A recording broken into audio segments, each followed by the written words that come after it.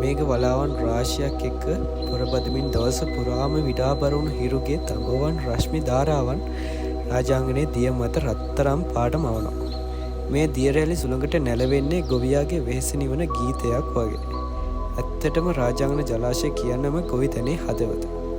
අපි කන හැම පත් ඇටයක් පිටිපස්සෙම රාජාංගනයේ දිය රැල්ලක්, ගොවියන්ගේ දහදියක් ඇටයක්, ඒ දෙක එකතු වුණ අවිහිංසක කතාවක් තියෙනවා. මෙතනට ඇවිල්ලා වැව් බැමූඩට කකුල තියෙනකොටම පපුව හීන් සැරේ කවුදෝ කතා කරනවා වගේ දැනෙනවා. ඇස් දෙක පියාගෙන හුස්මක් ගත්තාම ඒ මඩ සුවඳ, තනකොළ සුවඳ නැහැපිඩු මහත් කරගෙන පොඩි කාලේ මතක එක්කම ඇස් ඉස්සරහා මැවිලා පේන්න ගන්නවා.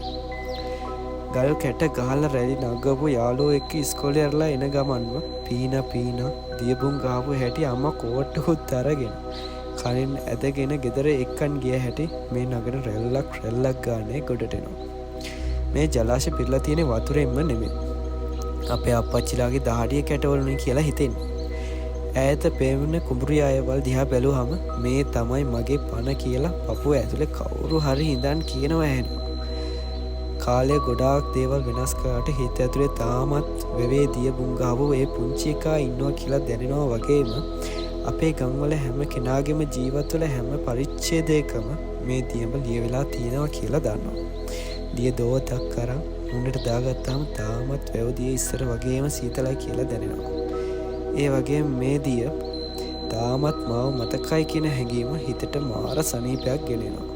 කොහොම වුණත් පරණ මතක අලුත් කරගෙන ආයෙත් ඔයාව බලන්න එන්නම් කියන පොරොන්දුව වැවට දීලා හිත පුරාම සැනසුම් සුසුමන් හෙළමින් වැව් බැම්මෙන් බහිනවා. අපේ ලේ, වැව් දිය, අපේ උරුමය, මේ හැමදේම කලාම් වෙච්ච හැඟීමකින් සිතුවිලි ගොන්නම ලස්සන වෙනවා.